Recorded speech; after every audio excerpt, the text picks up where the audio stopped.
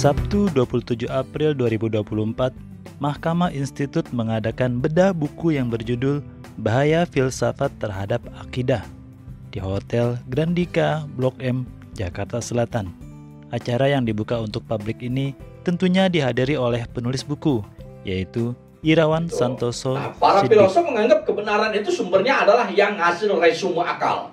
Nah, ini perbedaannya.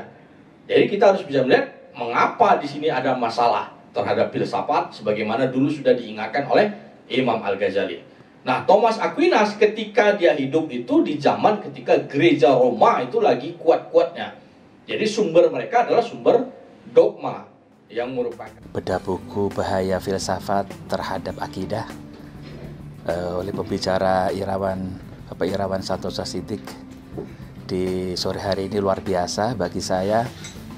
Dan ini forum-forum kajian seperti ini adalah perlu disosialisasi lebih banyak di forum-forum muslim atau jemaah pengajian di majelis, karena muslim itu perlu tahu tentang apa itu filsafat, kaitannya dengan kehidupan manusia.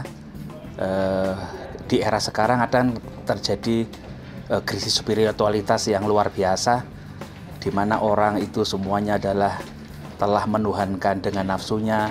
Maka dengan studi filsafat ini, maka manusia akan bisa menjadi terang benderang.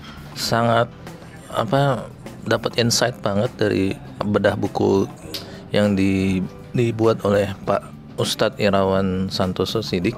Membuka pengetahuan saya bahwa selama ini kita tersihir oleh filsafat, sehingga kita jalan melangkah tuh menjauhi apa yang digariskan oleh Rasul dan perintah Allah. Jadi misalnya kita mau amar ma'ruf nahi mungkar, akibatnya fatal, kita malah semakin menjauhi apa yang diperintahkan Allah dan Rasulnya. Tapi dia inilah sumber petaka bagi manusia setelahnya. Descartes mengatakan sumber kebenaran itu cuma satu, bukan lagi akal, bukan lagi wahyu, tapi rasio semata. Nah, jadi semuanya nggak bisa dikatakan sebagai kebenaran sebelum masuk ke dalam resume akal. Jadi yang namanya hukum itu harus sumbernya adalah rasio manusia. Insya Allah kalau kita sudah tercerahkan dengan kebenaran yang dari Allah, maka kehidupan akan semakin baik. Tapi kebenaran yang dari nafsu manusia, kehidupan yang di era sekarang itu semua adalah bermuara dari nafsu, maka semakin dia cari materi itu, semakin dia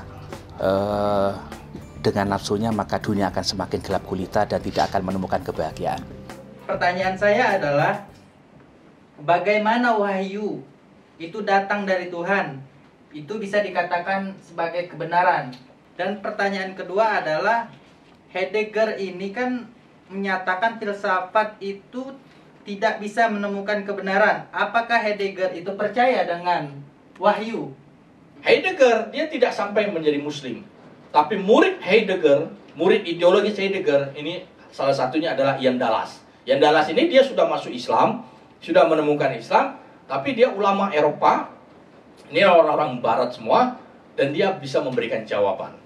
Jadi Heidegger membawa kita sampai pada pintu gerbang Islam. Islam yang mana? Kan gitu. Islam yang syahihan, bukan Islam yang sudah disusupi oleh filsafat. Karena ini ada bentuk Islam sekarang, ada bentuk Islam modernis. Islam modernis itu yang menganggap bahwa filsafat ini dibolehkan, kita perlukan kembali filsafat untuk melawan ketertinggalan dari Barat. Nah, inilah yang membuat kita menjadi kalah. Sehingga apa-apa yang ada di Barat kita ikuti. Maka kita masuk ke dalam fenomena lubang biawak.